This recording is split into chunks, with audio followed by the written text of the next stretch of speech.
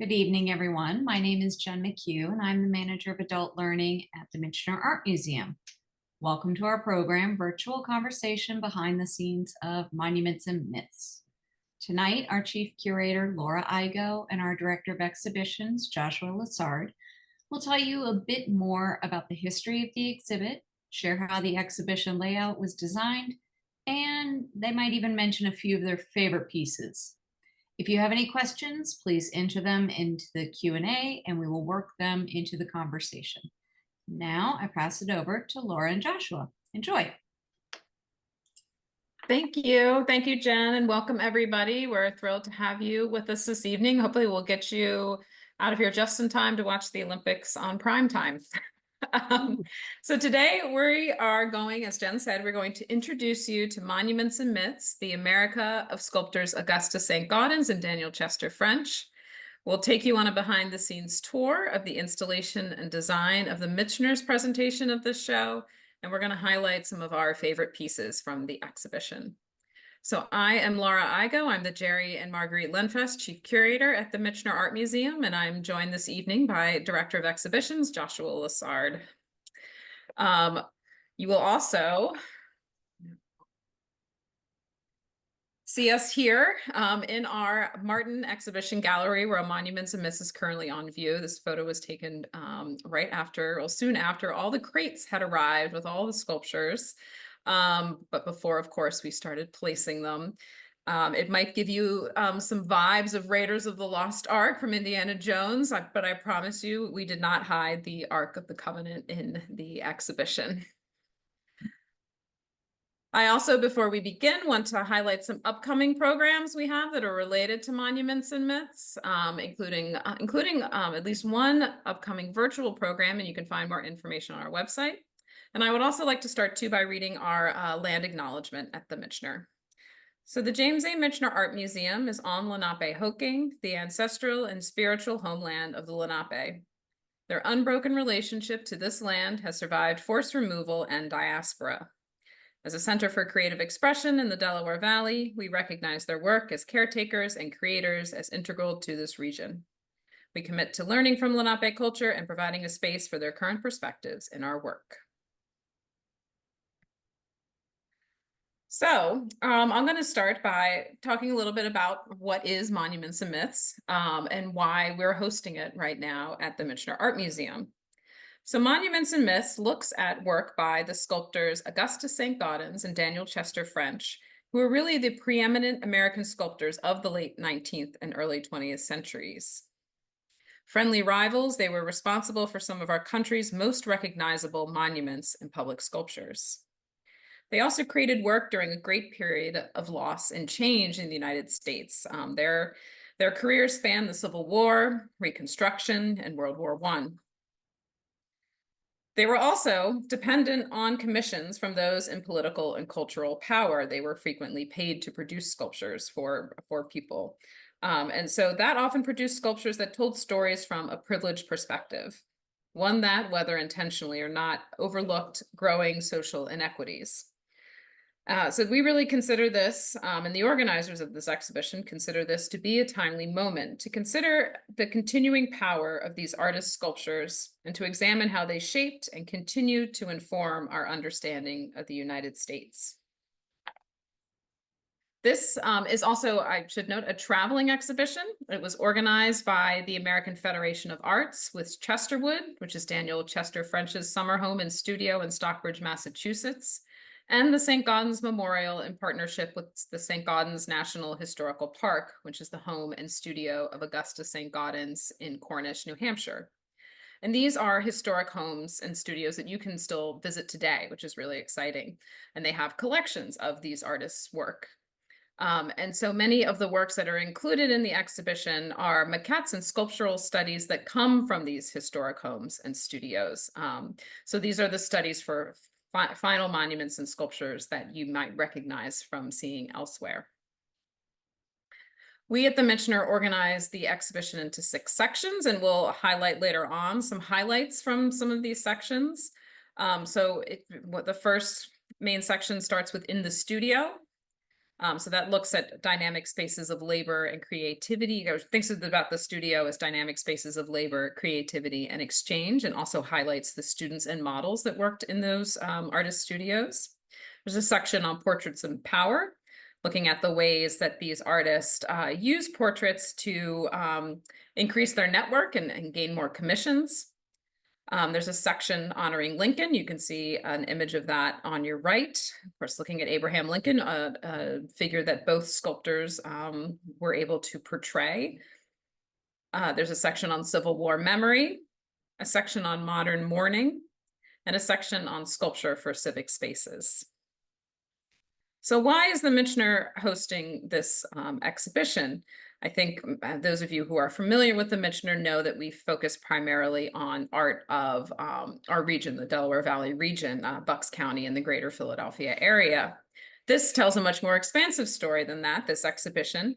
One reason we were interested in bringing this exhibition to the Michener is that we knew we were hosting at the same time an exhibition of work by George R. Antonison, who is a local sculptor based in New Hope, Pennsylvania, where he's lived for many years. And he works very much in a figural style. He was also an artist or sculptor in residence at the home and studio of Augustus Saint-Gaudens in Cornish, New Hampshire in 1971. And Saint-Gaudens and Daniel Chester French have been a big inspiration in his work. So we were really excited about the idea of providing this rich context for George Antonison's work and thinking about figural sculpture from the 19th century to the present day. And there's a moment in the Antonison exhibition where we show this piece, Rudolf Serkin, which is a portrait of the pianist, where you see his face replicated many times within this circular relief portrait in aluminum. And thinking about how Antonison particularly looks at Augustus Saint-Gaudens' own relief sculptures, in which Saint-Gaudens was especially skilled. And so there's a portrait of Robert Louis Stevenson by Saint-Gaudens on the right that we reproduce in the Antonison exhibition. So I should say that we were thinking about the Michener at this time as having a monumental moment as we were featuring both of these exhibitions. We were also interested because we realized, of course, that some sculptures by Saint-Gaudens and French would be very recognizable to visitors to the Michener, especially given the Michener's proximity to Philadelphia. So I showed you an image of Diana, a smaller version of Diana that's in the exhibition, but the actual Diana sculpture by Augustus Saint-Gaudens, which once stood atop Madison Square Garden in New York, is now, as many of you would know, at the top of the steps in the Great Stair Hall of the Philadelphia Museum of Art, where it's beautifully gilded and really draws your attention and eye. There are also a couple more examples of Saint-Gaudens sculptures throughout Philadelphia, including the Pilgrim, which is the sculpture in the middle, which is after Saint-Gaudens, the Puritan, which is in the exhibition, and then a sculpture of Ulysses S. Grant on the right, also in Fairmont. We have a smaller study for that. And then, of course, Daniel Chester French.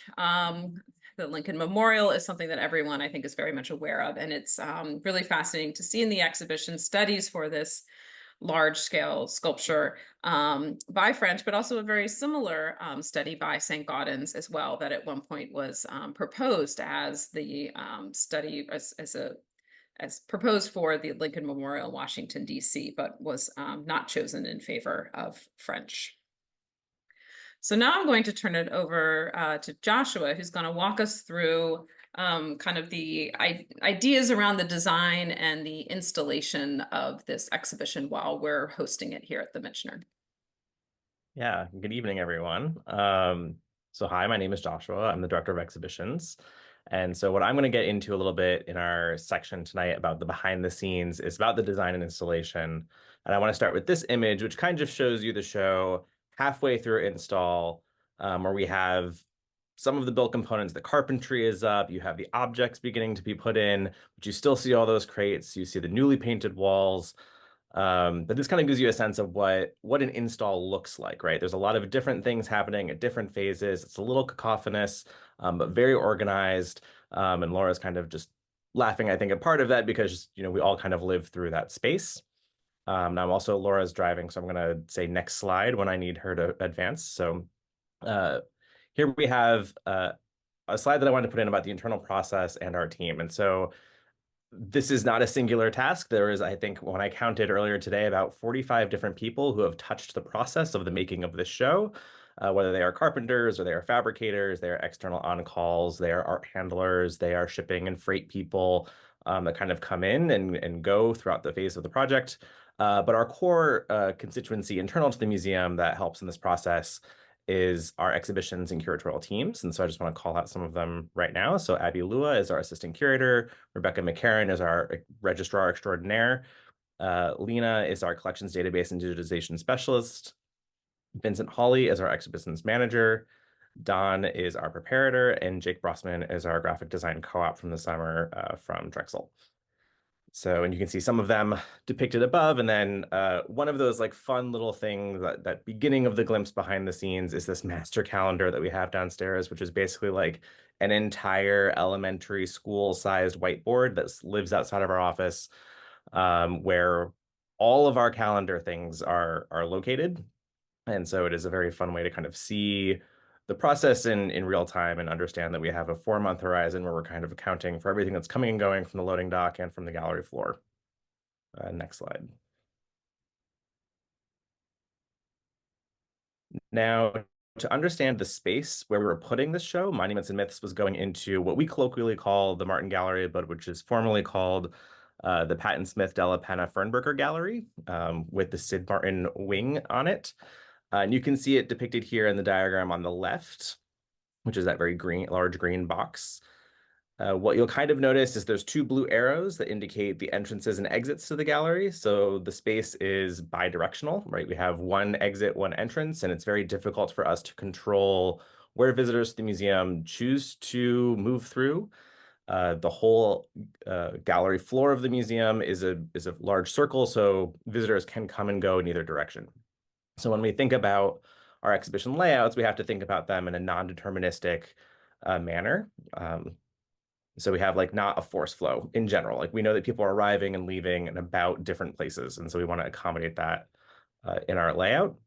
But you'll also notice that it is internally partitioned. There is that little like blip. You see some little walls there where we have what's called the media room. And there's a symbol for the projector there where we have oftentimes we might have multimedia installations or sound installations, things like that in that space. But we did know for this show that that was going to be a space that we couldn't change. So we had to be able to accommodate one of those 6 sections that Laura mentioned into that space and kind of think about the flow of the exhibition with regards to that permanent infrastructure. Now, for those who have been to the Michener before through many of our different cycles, you'll also know that this gallery is one of our most flexible because it is our largest. It's about 4,100 square feet. And so what you'll see in the photos here represented are recent exhibitions that we've hosted in that space. And you can see that they're all very, very different. So we had in the lower right is our Keith Haring exhibition, mostly flat work, pop art. It's bright and it's bold and it does a lot of different things. We had huge environmental graphics for that show.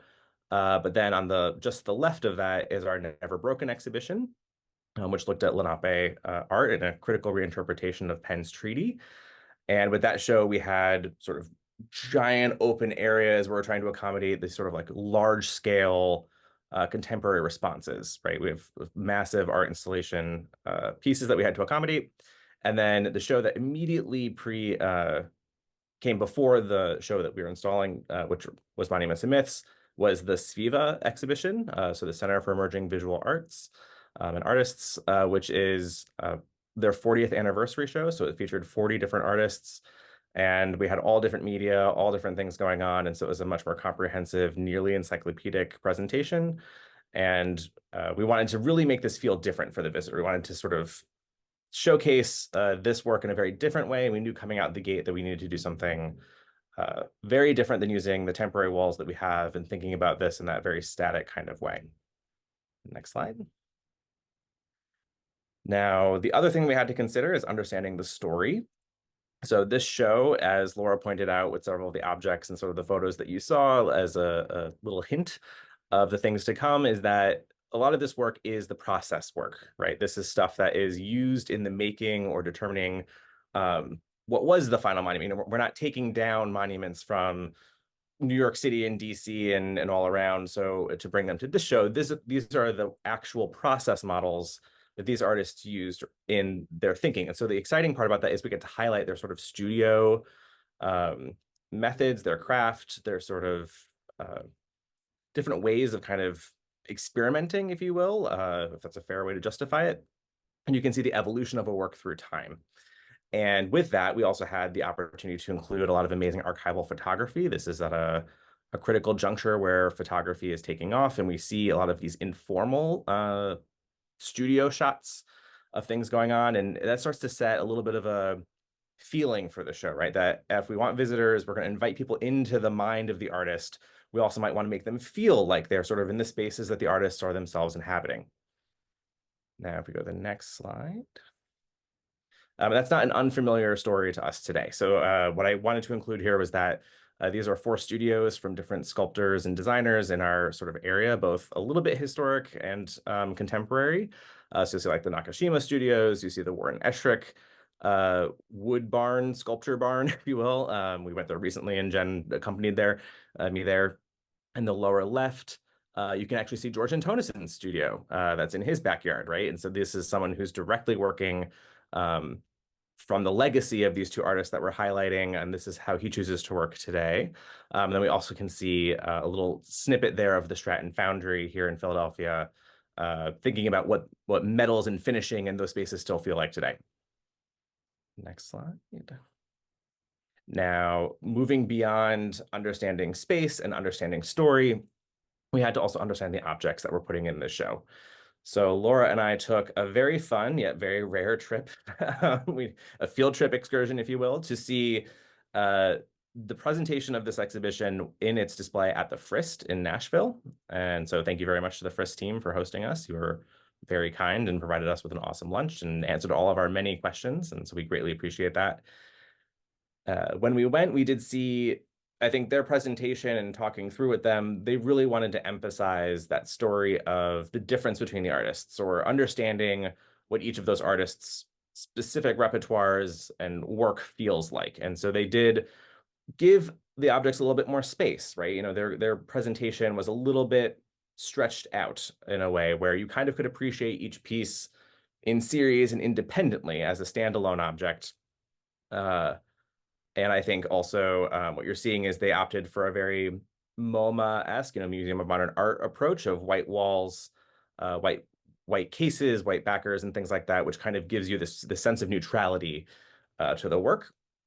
And that way you can, again, appreciate them individually. And I think if you go to the next slide, what you'll see is that we also were looking at the objects themselves.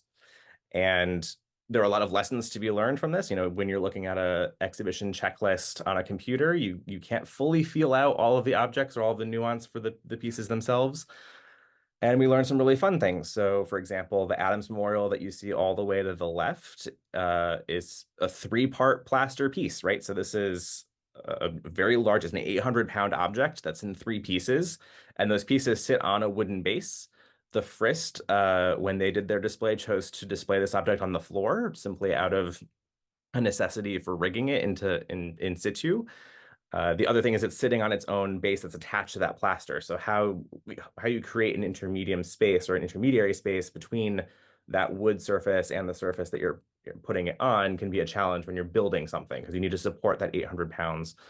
So we had to kind of think about those things. The object in the middle, which you can see is the McDowell bas-relief.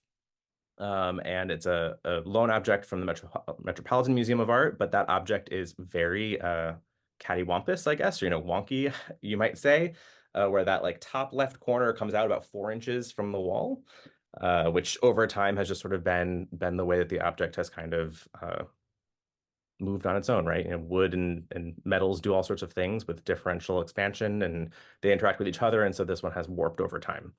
And so we had to figure out how to accommodate that. The Saint-Gaudens seated Lincoln that you see in the upper right, for example, also had these little wooden supports that we didn't know were there, but certainly makes holding it easier because you can get your fingers under there. And likewise, the figure of the Wisconsin in the lower right had this fun moment where you can see here that the arm is held in place with a pin, right? So there's a plaster arm, a sculpted arm, and that when it's placed in, it's kind of knocked in, and then there's a set pin that goes in with it.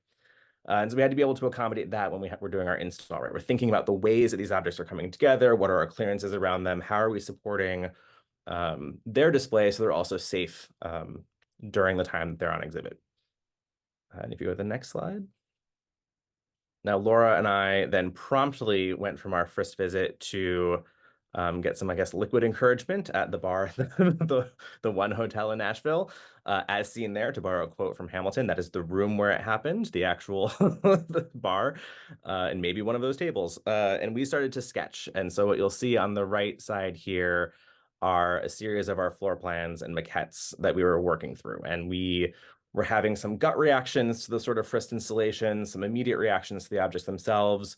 We knew that we wanted this show to kind of feel more comprehensive. I think that the body of work as a whole, when it's presented, doesn't, for me at least, wants to be closer. I know that the Frist really enjoyed putting things as individuals where you could kind of appreciate them. I really wanted people to be able to understand the full narrative in each of those sections. And so that was what we were really emphasizing, was a little bit more density around some of the objects. We're kind of creating or building relationships and narratives between them. So we're putting them in conversation with each other. So which things are close to the other things, helping you tell those stories. And then thinking a little bit about how the layout helps us tell that story. So we introduced a couple additional sections, or rethought some of the sections from the original exhibition. I think one of the 6th sections that we've kind of added was one that we referenced about Lincoln specifically, where we wanted to break out that narrative. Those pieces are some of the best known and maybe some of the superlative ones in the show, and we really wanted to help tell that story. But I think it's also one that is very accessible for the visitor, right? We've all seen the Lincoln Memorial, whether in person or on American coinage and in popular media. So it's a very approachable moment, and it's one that kind of needed a little bit more of a special feel. So you'll see on the right here are many different sketches and our different versions as we work through it. If we go to the next slide. We're also thinking about experience. So not only are we thinking about the visitor, we're not only thinking about the object and the space, but we're also thinking about the way that the visitor experiences those objects and those stories.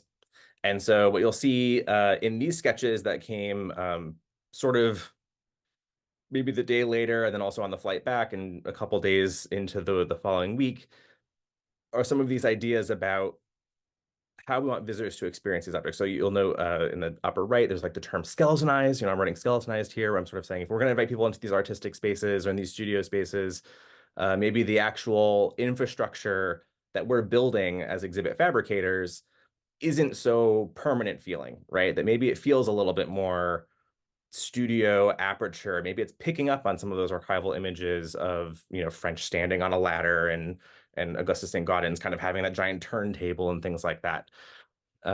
We also have these ideas, and you can see in the center here on the lower level, it says compressed view.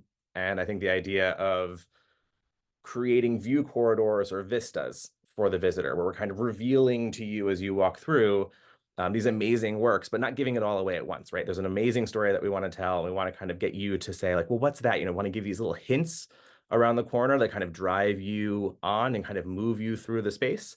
But we also want to say that there's something special to discover as you're moving through the room.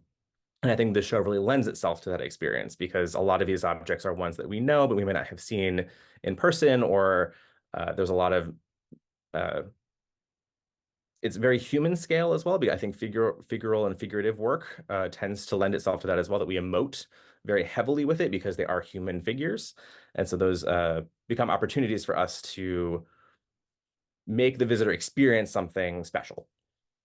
The other thing that we were thinking about, and you can kind of see on the left too, upper and lower, is again this idea of vista, but also the relationship between the object and those graphics, right? So we're sort of using the surface beyond to help us tell that story, because we know that a lot of these objects as studies are half size or maybe smaller of the final monument. How are we making a monuments and myths show feel monumental?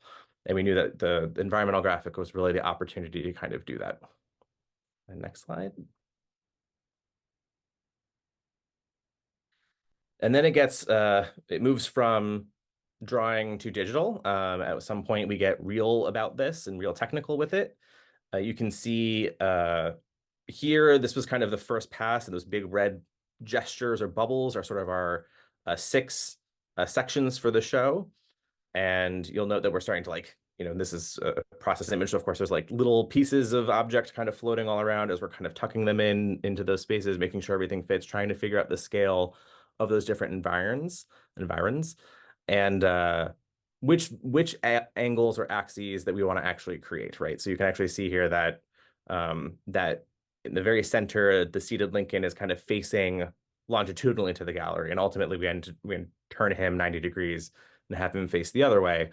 And part of that was just which relationship are we trying to create here? Which way do we think that people are going to approach it, but also in which other objects is this artwork in conversation with? So if we go to the next slide. The other thing about the digital environment, which if you haven't seen some of this, is I use an building information modeling software called ArchiCAD, and we can get real technical with it. So we can explore the digital environment in 3D, and we can also use it to kind of help us do a lot of things with like light studies and stuff like that. So you can actually see on the right side here is a little bit about trying to figure out some of our foot candle, where the measured foot candles will be on an object when it's in the gallery. So there's several objects in the show which are particularly sensitive to light, and we wanted to make sure that we were able to put them in the right place. Next. Another thing is that I'm a licensed architect, and of course, one of the things that we do have to do is make sure that we are in regulatory and building code compliant as we move our shows forward. We don't have to dwell here necessarily, but I think it's one of those things that like people kind of forget, that they think that a lot of exhibition design is purely artistry or sort of this game of having a conversation with this artist historically, but we do have a very serious mandate for public health and safety. And so you'll see here is, we have the top one is an occupancy and egress plan to make sure that if you're in that space that you can find those exit signs and you can find those exits, and you can get there in a responsible amount of time. And then also on the lower floor plan here, you'll see that we have the ADA, Americans with Disabilities Act, radius and clearance compliance. So making sure that we have that 5-foot turning radius for anyone with accessible needs at all of the points in the gallery. So there's always a moment when you're moving through that you can do so without impediment. Great. And this is where we ultimately landed. So this is the final floor plan that we're passing off to the rest of the internal team to kind of say, hey, now we need to do this layout. You'll notice some of the key features here that if you're moving where it says Northern Gallery entrance in the top center, there's a little tiny cone that says Vista 1, and that's looking at that Diana figure. You'll also notice that as you kind of move around the gallery, there's a couple other vistas that we're setting up and using those marquee objects as kind of these anchor points to each of those sections. You'll also notice that media room that I talked about is something that we can't necessarily change all that much, was like the perfect fit for the portraits and power section. A lot of those objects wanted to be more intimate because they were individual portraits. A lot of these other ones are genuinely monuments. These, on the other hand, are almost the final object, if not the final object at scale. And so they're much more intimately related to the visitor. Your experience with those objects wants to be smaller scale. It wants to be more direct and personal. So that's kind of a really great opportunity to make that compressed room really sing. Use every challenge is an opportunity. So how are we making those challenges work for us? And then next slide.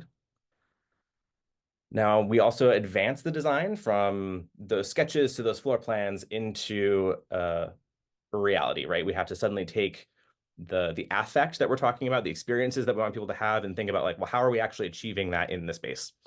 So one of the things that we often do is we do a lot of like type studies. So typographic studies about like, what is the right flavor for the font format, the layouts, what metadata are we sharing and in what ways, what scale is the text, things like that. And then also color, how bold does that text want to be in relation to the object? Does it want to really sit back because the object needs to sing? Or is the story also equally important? So I think there's a lot of work that we do in understanding the hierarchy of an exhibition and which pieces of information we're communicating to the visitor first, second, and third. Then we also look a little bit at materiality and that material palette. We knew from the Frisch show that we did not want to do a white wall approach. And so we did a lot of different color studies, and we landed on a red that was very familiar to us. It's called cottage red, and it's something we had used in a previous exhibition that we were just bonkers about. We had used it as one little tiny accent wall, and I think that when we came back to it over and over again in that fan deck, and we said, this really is the right color for this show. It has the right warmth. When we think about bronze and gold and plaster, these are materials that can feel so cold in the wrong color. And how are we bringing that warmth and life to them? So we wanted to make sure that we were doing that. And then looking at those photos, we were also noting that a lot of the space had these organics, right? And the neutral or natural palettes. We had a lot of woods, unpainted wood surfaces, and linens and fabrics. So that's something we wanted to bring to the palette as well, to soften the experience, so that instead of having something that was just all of these hard metals and hard walls, that you're actually seeing something with a little bit of movement, a little bit of life to it. And that's also enhancing the visitorship, the visitor experience with these objects. Okay, now we move from design into the installation. What is the phasing? This is a question I sometimes get. We usually start with carpentry. So in that upper left diagram, what you'll see is all those little blue boxes are the platforms, right? Those are the big sort of things that we're building to put the other objects on. Thank you very much to Take Lumber for providing our lumber for this show. It was very nice to get like milled lumber for it and kind of have that aesthetic that we were really going for. So I appreciate that they were willing to work with us on that. The second phase after that is once those platforms were built, we had to place all the object risers. We fabricated several came with the show because they had been reinforced to support the weight of the objects. And that was one thing that we also had to work with. So we had this quick turnaround where when they're deinstalling the show in Nashville, all the objects come off of the risers and then the objects get sent to us, but the risers come in the truck after that, because obviously the objects have to come off of them before you can send them. So then we had to very quickly receive that truck and paint everything. And so it was an all hand on deck day. Like we had basically, I think the entire exhibitions team and curatorial team with a paintbrush or a roller out there. And every surface of the downstairs was basically a painting surface for a day. But we did get it done, and it was really great. So once those object risers were in and were placed, we move on to casework. And that casework is placed in accordance with the plan, but also does have to follow the phasing of the uncrating. So that first photo that Laura showed of her and I standing in the gallery after receiving all the crates, you notice that the entire gallery is basically full of crates. And so that casework has to be placed as we move from one backside across the gallery. We're moving it incrementally into place and then placing the objects on it. And so we're slowly getting rid of or moving the crates out of the gallery, and we're slowly placing the permanent casework in situ. And then after all of the objects are in, the graphics team comes in and we place all of our final graphics. And one thing that, depending on the show or the circumstance, we oftentimes place environmental graphics or things like that in advance of placing the objects. But for object safety for this particular show and working with the registrar from AFA and the courier, we decided that it was best to place the graphics after the fact because it wouldn't encumber or inhibit the placement of the object, right? So what we want to be sure is that we're safe when we're handling the object as much as possible. And so having the maximum clearance for that gantry or those material lifts is critical. And so the graphics would have gotten in the way of doing that safely. And so we opted to place the graphics after the fact. And then next we have some shots of the install of placing the artworks and the objects. A little bit about how that process works. All the way to the right, you see a series of crates. And so you also see a pallet jack, our good friend, the pallet jack, which becomes a very important component of how we move things in the gallery. Once we get a crate near its final placement, where we know the object is going close by, we'll uncrate that object. We'll take the side or the top off, depending on how that particular object is placed in that crate. We will do a condition assessment where we'll take the object out. We will say, that's with us and with the traveling show's courier and registrar. How did that thing fare, right? Is it, when it was shipped to us, is it in great shape? Of course, everyone's hoping that it is. And in this particular instance, everything was doing all right. But it's one thing that we always kind of do is make sure that everything is good to go before we end up placing it on anything. Then we move it from the crate onto a lift surface. And then from that lift surface, we'll move it onto its final placement. And so what you see here is that we have the sort of the lift table, the moving lift table and the material lift all the way to the left top image. And you'll see those kind of images of around of the objects placed in their various object risers or in their cases. If we go to the next slide. I kind of want to talk about some of the more challenging pieces because this is a question that I get the most often, is how did you place the biggest stuff in the monumental show? And it's a great question. And one of the ones that was definitely a challenge is the Amor Caritas piece. And so if you're unfamiliar with that object, it's the one that's can be seen in the lower right. The object itself weighs in excess of 1,000 pounds. And so how we were able to move that is that it comes in a massive crate. It is a singular object made out of plaster, and it is permanently mounted to a support structure. That structure is basically an L, like a seat or a cradle that holds it safe and secure as we move it around. And then there is an additional crate built on and or around that cradle. We, in the diagram that you can see on the upper right side, that big green box is again the gallery. That small green dot that is solid is our freight elevator location. And the image that you see to the left here is taking place where that dashed green line circle is in the Putnam Smith Gallery, where in order to actually move this object into the gallery, we had to uncrate it in an adjacent gallery just to get it to fit through the doorways, right? So these are the logistics challenges that we kind of have of moving objects of a certain scale in or through the institution. Is you do so where it is safe, you do so where you have the space and capacity to make it work for you. So we are very grateful to the rest of the museum for allowing us to close a very critical pathway across the institution for a full day in order to realize that movement. And so what you'll see on the lower left is the diagram of like how that dashed line with the solid box around it is the object inside of the crate. And then once you've uncrated that, you can see that we had to turn it on a bias. And then you'll note that the diagram to the center, lower center there is kind of it either slipping through or making sure that we have the turn radius or around the doorway to make it fit. And the image to the left shows us taking it off of that final crate package. Now, once we get it into the gallery, we have to then get it upright. And we use something called a gantry. And this is an outrigger gantry. So it has a series of lateral support. It's basically a steel bar frame on top called the hoist beam. And then there are two sets of legs that come down on either side. Those legs have outriggers. So those are those sort of angly pieces that we see coming out there. And then there's also lateral bracing, which are the triangles on the inside. The trolley is the thing that's on top that we're kind of moving around and we're hoisting from. And the final thing that we're doing there is with this object, we have two trolleys where you want to be moving this is about 1 inch at a time. Plaster has no tensile strength. So of course we can't have any deflection or deformation in that object while we're moving it.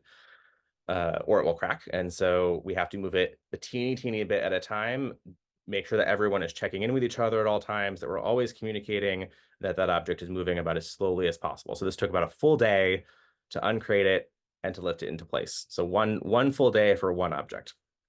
And what you'll also note here in that diagram on the lower left is that a lot of people think that like it's kind of like turning a hinge. But the truth of the matter is that as you lift it, the bottom is also moving towards the center. So you're trying to move the object along its center of gravity. But the problem with this particular object is that because it's on that L frame, the only safe place to grab it was at the top. So where we are pulling from is not actually the center of gravity. So it actually moves a little bit asymmetrical. And that is just something you have to plan for or account for. So you'll notice that when the final object is set up right, it's not in the middle where you might expect it to be if you do this kind of work. It's actually a little bit off center because we're grabbing it from the top only, and that's the only safe place to grab it. So it's sliding forward, and you can actually see in the photo, it's kind of hard to make out, but there's bars that we put on the ground that are more or less providing less friction, right? It's a surface that allows that to slide freely to accommodate that. Additionally, a question that I get a lot is how did the partitions and the graphics work? So if you've come and seen the show, you will know that the partitioning, unlike a lot of our other shows, we're using Mila wall or a temporary solid wall, are these suspended banner graphics that are hung from the ceiling. We looked at about, and the reason I took this photo in the middle here is that it was probably 80 to 100 fabric samples that we were looking at, kind of trying to figure out what would work best for this particular installation. And Laura showed the Antonison show installation where we had the scrims. It's a very diaphanous material. You can actually kind of see through it. This show didn't necessarily feel like that's what it wanted to be. It wanted to be something more canvas, something that felt historically right, but also had kind of the weight, the physical weight of a canvas or a linen, to kind of counteract the weight of the objects themselves. And so we ultimately settled on a natural cotton canvas. And we worked with the print house, the print shop that we work with is Street Media, and they provided a series of samples. And what you'll see on the image on the right side is one of those samples in my office pinned to the wall, where we're all kind of looking at it and making sure that it's kind of doing what we want it to do. And that was something I was very happy with the way the medium looked itself, but knew that I had to do some adjustments to the images to make them print the way that I wanted them to. And so if we go to the next slide. You can see on the top left here, this is the partition and graphics piece where we're, that little icon being the image icon is like we're adjusting the brightness and contrast on those images, the levels internal to that historic photography, to make sure that it actually, in its final print form, feels the way that it does on the screen or in the original photograph. So we're modulating that. We then send those images to the print shop and through a proofing process, which is that check mark represented by the check mark.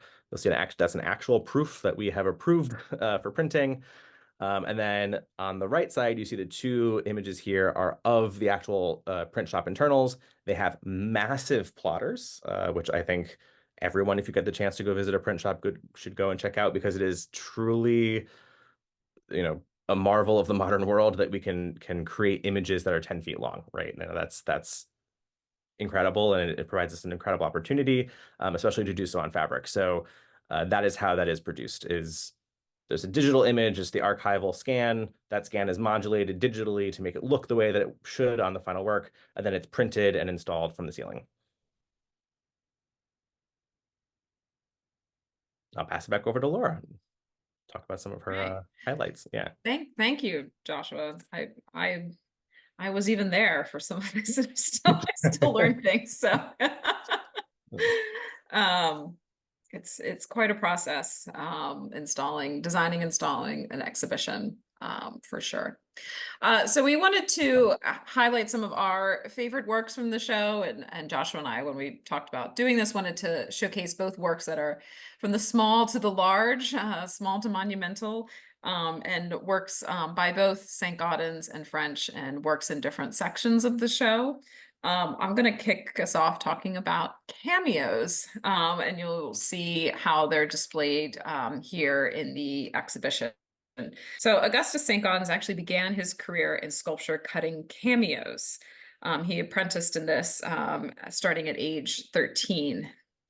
And I'm showing you on the left one of these cameos, Youthful Mars. And then I'm sorry, the date's repeated twice in that caption, and then there's an image of Saint-Gaudens working on a cameo in the photo on the right. I just find it kind of fascinating. It's always interesting to me to learn how an artist first finds their medium and develops their skill. And I think you can see by in this cameo just the level of detail that it requires to make such a kind of literal gem-like piece. And to explain a little bit more too about cameo cutting, I'm actually going to go to the next slide just to show some examples of cameo cutting tools. But Saint-Gaudens and other cameo artists would use a lathe and would use a spinning bit. And you see some examples of them, the kind of sticking up vertically almost to the right of this image and a little bit behind it. But this bit to carve through the kind of first layer of stone. So artists for making these cameos would choose these layers of stone. So when you carve away one of the layers, you get this kind of darker material, as you can see in the cameo on the left in the background, and the white material is what you carve into to give some depth. And also it provides this kind of sense of translucence to this piece. And Saint-Gaudens in particular became known for his relief sculptures, and we'll see another example of that in a minute. And it just shows that he really began kind of thinking about his sculptures and the idea of three-dimensionality through this early practice of cameo cutting. And now you're up, Joshua. Now, yeah, this is one of my favorite ones that are small scale. Now, I will admit that my approach to this is much less informed, I guess. I think Laura loves cameos for a lot of reasons that go beyond why I love these coins. I love these coins because, or I wanted to highlight them, is partly because of the story that they share, right? That these are the $10 and $20 gold coins that were made by Saint-Gaudens in 1906, 1907. And what you'll note is what I want to call out attention to is that they have a relationship to several of the other objects in the show. So where we see in the $20 gold piece, for example, which is the upper right one, that it is understood that this is a depiction of Hetty Anderson, who is one of the favorite models of Saint-Gaudens and Daniel Chester French, and is herself of mixed race. So she is a Black woman who is depicted on American coinage. And that is something that is, I think, maybe not highlighted, that since 1907, there has been a Black woman represented on American currency. And we often talk about the $20 bill and sort of what was happening with Harriet Tubman in recent history, not necessarily recognizing this history in and of itself. The other thing here that I wanted to call out, oh, and also Mary Cunningham is the person depicted on the $10 gold piece. But you'll also note one of the fun little quotes that I kind of enjoyed was that the eagle looks like it was not historically accurate. And the critique of it at the time is that it looks like a turkey buzzard wearing pants because the legs were too thick. And I find that delightful. And it's not in the show, but the object is in the show, but that story is not in the show. And I wanted you all to know that. So go check out the pant wearing turkey buzzard. Oh, and then I'm up again. No, wait, I'll go back. We'll go. Okay. I didn't put that slide in correctly. Okay. We're trying to go back and forth, keep things lively. So I just mentioned, of course, cameo cutting with Saint-Gaudens, and now I'm showing you a relief portrait by him of Dr. Henry Schiff. This is in the section in the exhibition Portraits and Power. And so that section, I alluded to this earlier on in our presentation, but Saint-Gaudens and French were really highly sought after portraitists. And they created both, bust portraits, so three-dimensional busts, but they also created these relief portraits as well. And these portraits were really almost a tool for them in a lot of ways. Not only was it kind of a status symbol for someone to have Saint-Gaudens and French make a portrait of them, but the artists themselves would take advantage of these commissions from these national influencers, if you think of them that way, to increase their own network and generate more commissions. Some of the people that sat for them for portraits helped them, get some of these more larger monumental commissions that really gave them their name or gave them their reputation. But then there are some other portraits in the show, including this one by Dr. Henry Schiff, that I see as very personal and really cementing and commemorating an important friendship to the artist. So Dr. Henry Schiff was an American expat. He was living abroad, primarily lived abroad in Italy, Spain, and France. And he met Saint-Gaudens in Rome and became his mentor and confidant. Augustus Saint-Gaudens thought so highly of him that he named his son Homer Schiff Saint-Gaudens in honor of their friendship. And in this portrait of Schiff by Saint-Gaudens, Saint-Gaudens alludes to a number of kind of characteristics or personality traits or hobbies of Schiff that might not stand out to the average viewer, but would have been something that Schiff and Saint-Gaudens would have understood, and kind of almost like a wink within the portrait. So Schiff collected Chinese and Japanese bronzes, especially bronze toads and frogs. And so in the portrait, and I'll show you a little detail. So on the right, you can see there's a little frog that's included in the portrait. And then to the left of Schiff, you'll see there's writing there, and that's an Italian inscription in which Saint-Gaudens memorialized Schiff's love of, quote, toads and the smells of Rome, unquote, and his admiration of feline types, so cats. So in English, this kind of inscription would probably look a little ridiculous on something kind of so grand as a bronze portrait. But because St. Gaudens kind of successfully hid this whimsy behind the classicism of the Italian language. So I just kind of love the kind of layered language of friendship that exists within this portrait. And I'll go back to Spirit of the Waters. Joshua. Yeah. The Spirit of the Waters. Why do I like this piece? Why do I want to highlight it? So a little bit of the history is that it was commissioned by Katrina Trask for her departed husband, Spencer, and for Saratoga Springs, New York, an installation there, which would ultimately be a fountain. And this is the first study. The version that was ultimately created was The Spirit of Life, which you can also see in the show.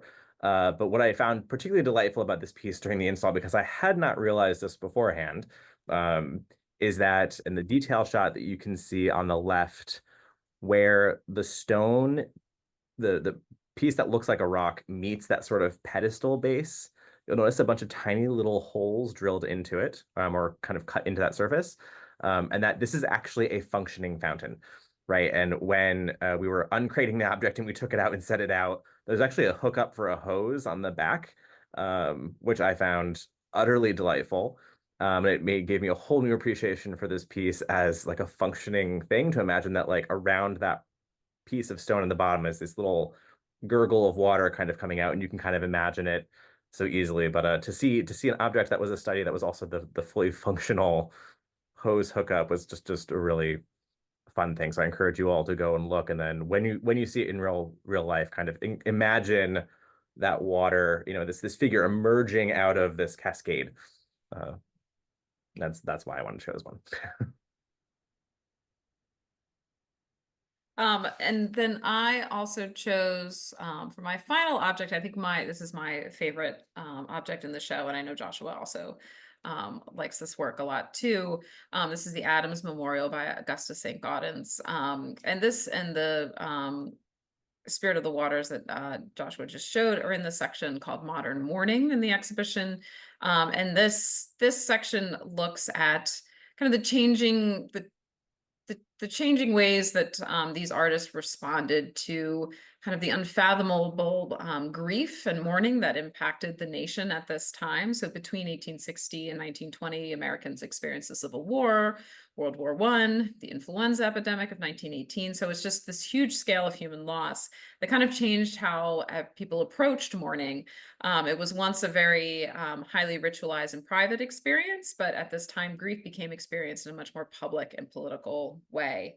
And I think you can see some of that reflected in the sculptures in this section as well. And the Adams Memorial, I think, is a perfect example of this. So this was commissioned by the historian Henry Adams as a memorial to his wife, Marion Clover Adams. She was an accomplished amateur photographer who took her own life by swallowing chemicals in her darkroom.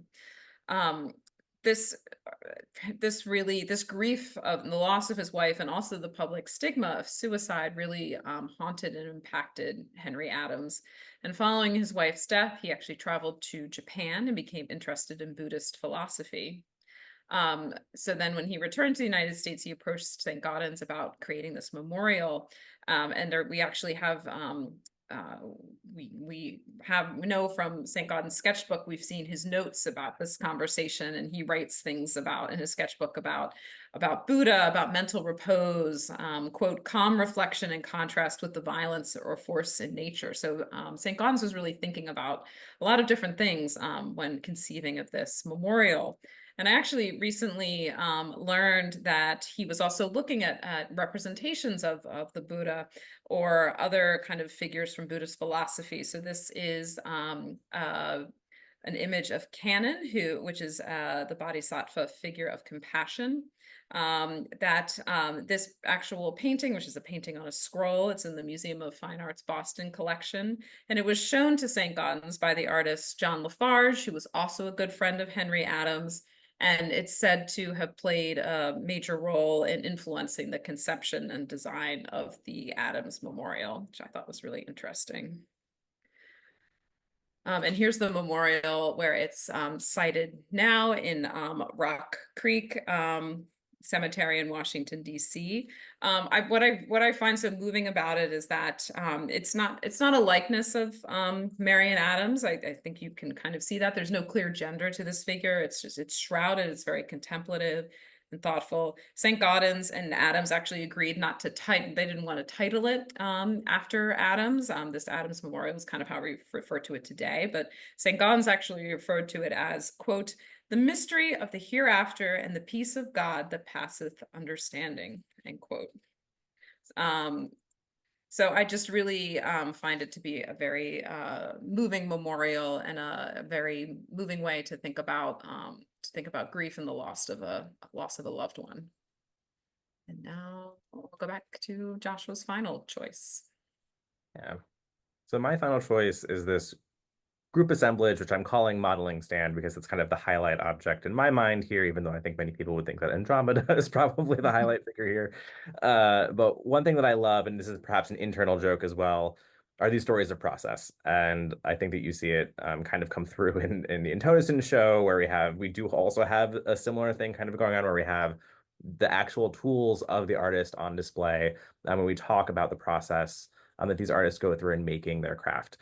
And one of the things that I really love about this particular assemblage is that we have the smallest study, the middle study, the large study, and then the final work is on display elsewhere. But what you can really see are the decisions that kind of go into and the refinements that go into the making of this work over time. We can imagine that this is happening on this modeling stand in real time, and also looking at the tools like the calipers that help you just to do those performative actions, those scaling maneuvers between a study to a different study and the levels of refinement that come with each. One of the things that I also particularly enjoy about this modeling stand is that we also know that it was shared by French with his daughter. And so when French passes, his daughter takes it on, and Margaret French Cresson is highlighted in the exhibit as well. One of her works, which is The Girl with the Curls, is on display. And you can also see this large-scale photo of her in the studio working in the exhibit. But what is really delightful is that if you look at the modeling stand on display next to Andromeda, there's actually a sticker, and unfortunately it's upside down because of the shipping that happened with it. But if you turn your head a little bit, you can kind of read it, is that it came from her studio after. It was shipped from her studio. And so we do know that she used it after the fact. And even though the one depicted in this photo is not that particular modeling stand, it was a part of her practice. And so we can also imagine that this is a multi-generational family heirloom, if you will. And that idea that so many masterpieces came off of this stand on its own is truly fascinating. So that's my piece. Thank you. And I know we're like pretty much right at time, but I'm happy to stay and answer some questions if there are any. I guess, Jen, do people put questions in the chat? They can put them in the chat or the Q&A. Okay. I don't know if I see the Q&A, but you can help us, Jen. Yeah, we don't have any yet. Okay. So. Okay. But I did want to mention that this exhibit is open through January 5th. So if you have not been to the museum to see it, please come by. Oh, we do have a question. Mark says the Adams Memorial wasn't cast until 1968. Was it the only one that was made? So that's a great question, Mark. That date refers to the plaster itself that's in the show. Sorry, I'm going the wrong direction. It's going to go back to it. So this is a later cast in plaster, but the work itself, sorry, and I did not bring a date in, but it would have been 1891, probably, when the bronze itself was cast. Okay. We have another question from Cindy. And there's also, I'm sorry.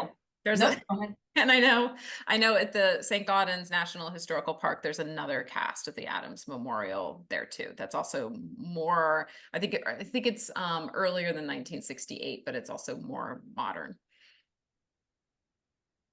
Okay. We have two more questions. One from Cindy. How long did the installation take? How does it compare to other show installations? Hmm. So Probably I cute. think all in, we were at 5 to 6 weeks for this, but that includes the deinstallation of the SIVA show, which was about a 2 week time frame. So a week of deinstall and a week of shipping out.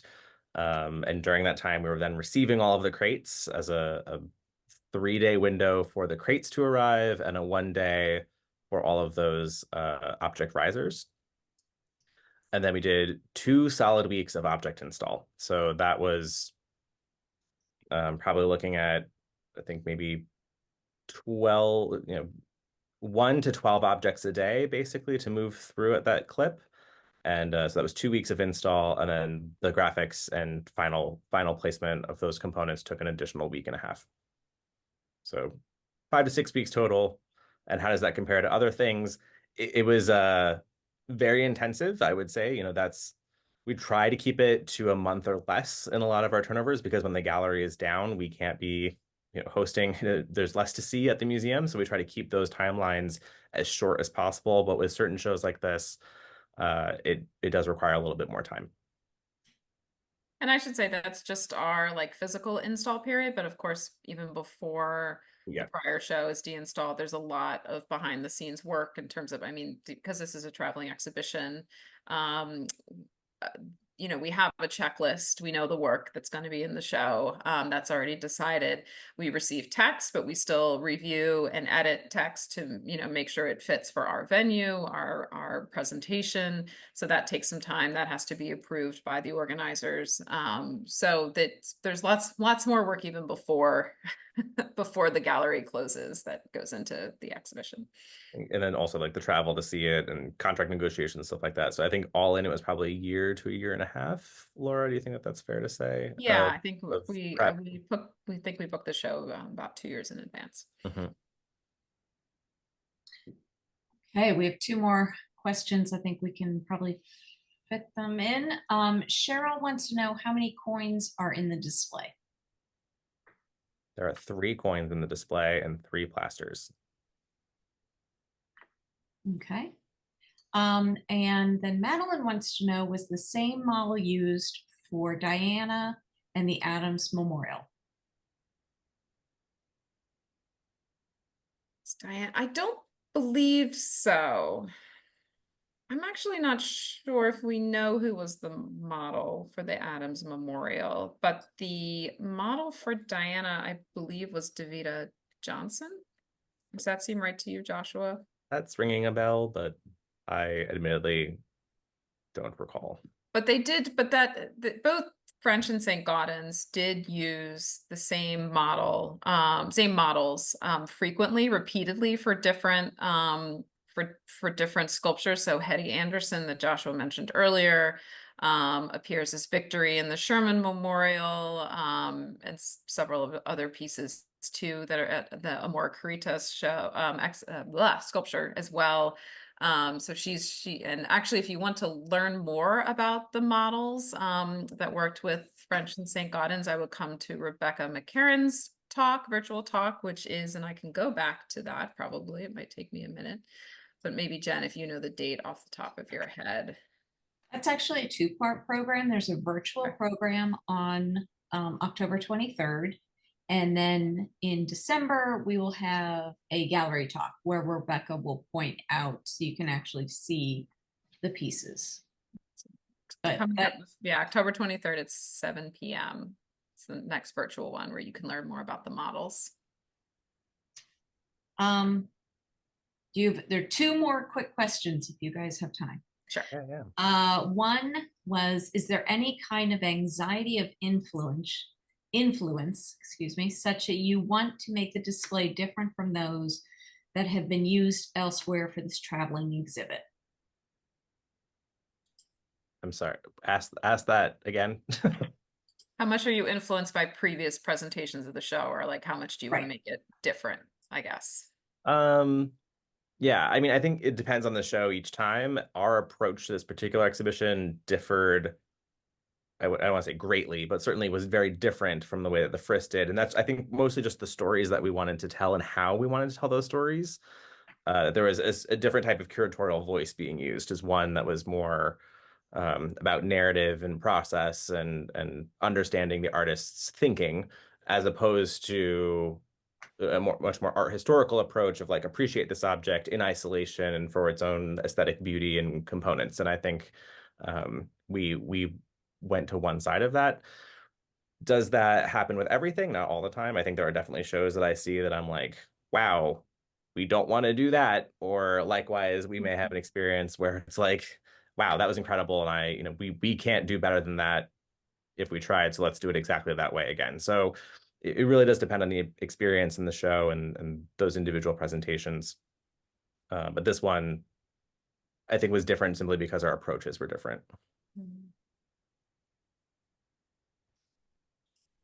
And I think that's it. So we hope you all enjoyed this. Like I said, please come and see the exhibit. It is breathtaking. I have to go down so often and see it. Thank you, Laura and Joshua. This program has been recorded and will be posted on our YouTube channel. Be sure to check out our other programs on the website. We have lots of really exciting programs that are still being added as well. So take care. Have a wonderful evening. Thank you, everyone. Thank you so much. Wow. Thanks, everybody.